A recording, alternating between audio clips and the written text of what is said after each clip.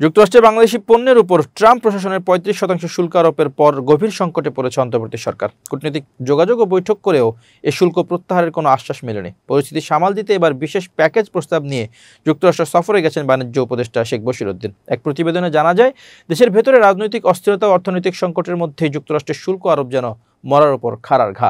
তৈরি পোশাক খাত সহ প্রধান রপ্তানি খাতগুলো পড়েছে বিপুল চাপে। সরকার ইতিমধ্যে মার্কিন প্রেসিডেন্ট ডোনাল্ড ট্রাম্পকে খুশি করতে বোয়িং কোম্পানি থেকে 25টি বিমান কেনার চুক্তি নিশ্চিত করেছে। সেই সঙ্গে 626টি পণ্যের শুল্ক ছাড়ের ঘোষণা দিয়েছে বাংলাদেশ। অর্থ উপদেষ্টা মোহাম্মদ সালাউদ্দিন আহমেদের সাংবাদিকদের জানিয়েছেন, বাণিজ্য উপদেষ্টা শেখ বশিরউদ্দিন প্যাকেজ প্রস্তাব নিয়ে যুক্তরাষ্ট্র গেছেন। এ সফর ট্রাম্প প্রশাসনের সঙ্গে বৈঠকে বসবেন তিনি এবং তার সঙ্গে থাকা প্রধান উপদেষ্টা, জাতীয় নিরাপত্তা উপদেষ্টা ও বাণিজ্য সচিবরা।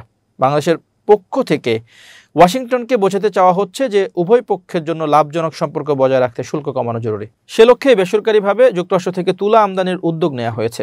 টিসিবি গম ও সয়াবিন তেল কিনছে এবং বোয়িং এর সঙ্গে বৃহৎ বিমান ক্রয় চুক্তিও এই কূটনীতিক কৌশলের অংশ।